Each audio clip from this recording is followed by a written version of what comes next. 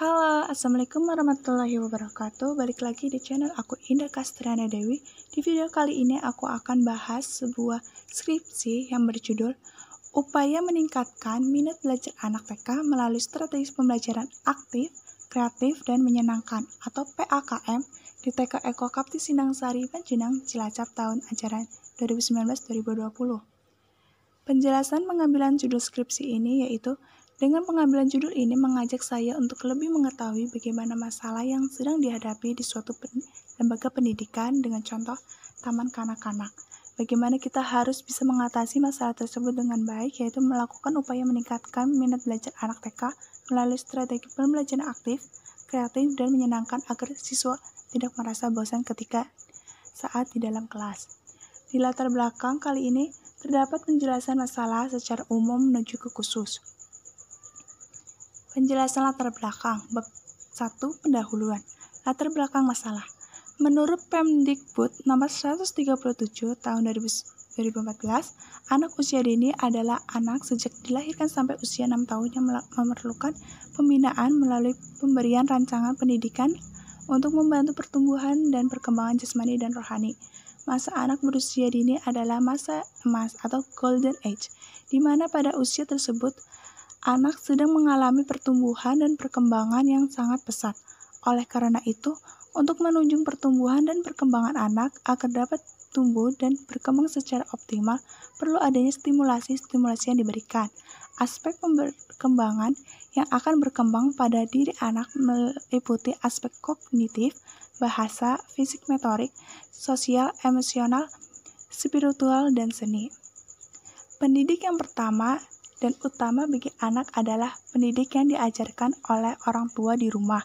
Kemudian, pendidik kedua bagi anak adalah pendidik yang diajarkan oleh guru ketika anak sedang berada di sekolah.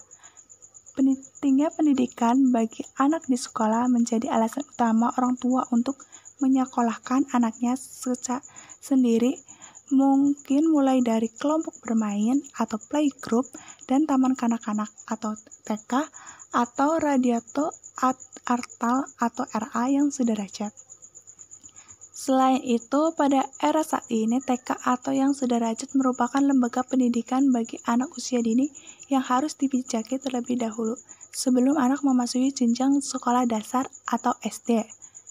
Sehingga para orang tua berlomba-lomba untuk menyekolahkan anaknya di TK untuk mengikuti tuntunan pendidikan pada era sekarang ini. Pada dasarnya, anak usia dini memiliki keunikan-keunikan tersendiri. Salah satu keunikannya adalah bahwa mereka berada dalam masa bermain. Masa di mana bermain merupakan sarana bagi anak untuk berlatih, mengeksploitasi, dan merekayasa yang dilakukan secara berulang-ulang dengan menggunakan atau tanpa menggunakan alat untuk memperoleh informasi, kesenangan, dan mengembangkan daya imajinasinya. Sebegitu uniknya anak TK sehingga diperlakukan dan perhatian yang intens. Dalam proses pembelajaran di TK harus mengikuti karakteristik anak dan dibuat enjoy mengikuti proses pembelajaran semenarik mungkin agar merasa nyaman dan aman, serta anak memiliki minat belajar untuk semangat belajar untuk berusaha memperoleh pengalaman baru adalah tujuan penting yang tidak boleh diabaikan oleh pendidik. Namun, pada kenyataannya, masih banyak pendidik yang melupakan karakter anak yang sebenarnya. Terkadang anak-anak harus belajar membaca, menulis, dan berhitung atau casting. Dengan metode konvensional yang diberikan guru, metode di mana terkadang guru melupakan karakteristik anak yakni anak berada pada masa bermain, sehingga anak merasa bosan dan kurang memberikan perhatian untuk mengikuti proses pembelajaran di sekolah. Untuk meminimalkan permasalahan, maka perlu menerapkan strategi PAKM yang bertujuan untuk meningkatkan minat belajar anak. Pendidik dalam melaksanakan pembelajaran yang ditunjukkan bagi anak harus memiliki strategi yang menyenangkan anak. Pendidik harus memiliki strategi dalam penyampaian pembelajaran agar anak aktif dalam mengikuti pembelajaran dan menghasilkan anak yang kreatif, mengungkapkan gagasan yang dipikirkannya. Selain itu, pendidik berinovasi dalam menyampaikan kegiatan pembelajaran sehingga memudahkan anak mengetahui hal yang awalnya belum diketahui menjadi tahu. Pendidik juga harus memiliki gagasan sebagaimana bagaimana mengemas kegiatan pembelajaran atau strategi yang digunakan untuk mencapai kegiatan pembelajaran yang efektif. Pembelajaran yang efektif di mana anak mampu mencapai tujuan pembelajaran yang sesuai dengan waktu yang telah disediakan. Selain strategi bagaimana pendidik dan menyampaikan kegiatan pembelajaran yang menyenangkan, lingkungan juga berpengaruh terhadap anak dalam mengikuti kegiatan pembelajaran. Berdasarkan hasil observasi yang telah dilakukan di kelas B1 TK Eko Kapti Sinangsari, minat belajar anak B1 dalam mengikuti kegiatan pembelajaran sebesar 40%. Hal tersebut masih dikategorikan belum optimal dalam kegiatan pembelajaran karena masih terdapat aspek-aspek lain yang belum mencapai kategori tinggi. Selain itu, kuantitas anak kelas B1 berjumlah 25 anak dengan satu guru. Hal ini menyebabkan guru harus bekerja ekstra keras untuk membimbing dan mendidik serta menarik perhatian 25 anak dalam pembelajaran setiap harinya. Maka dari itu, peneliti tertarik untuk menerapkan pembelajaran aktif, kreatif, dan menyenangkan atau PAKM untuk meningkatkan minat belajar anak dalam kegiatan pembelajaran. Oleh karena itu, peneliti melaksanakan penelitian tindakan kelas PTK dengan judul Upaya Meningkatkan Minat Belajar Anak TK melalui Strategi Pembelajaran Aktif, Kreatif, dan Menyenangkan atau PAKM di TK Eko Kapti Sinangsari Majenang, Cilacap tahun ajaran 2019 atau 2020. Selain itu, peneliti juga diajarikan bahan pertimbangan bagi guru di TK Eko Kapti Sinangsari dalam hal menggunakan strategi pembelajaran. B. Rumusan masalah. 1. Seberapa besar minat belajar anak TK di Eko Kapti Sinangsari sebelum dilakukan penerapan strategi pembelajaran aktif, kreatif, dan menyenangkan atau PAKM. Yang kedua, bagaimana penerapan strategi pembelajaran aktif, kreatif, dan menyenangkan atau PAKM.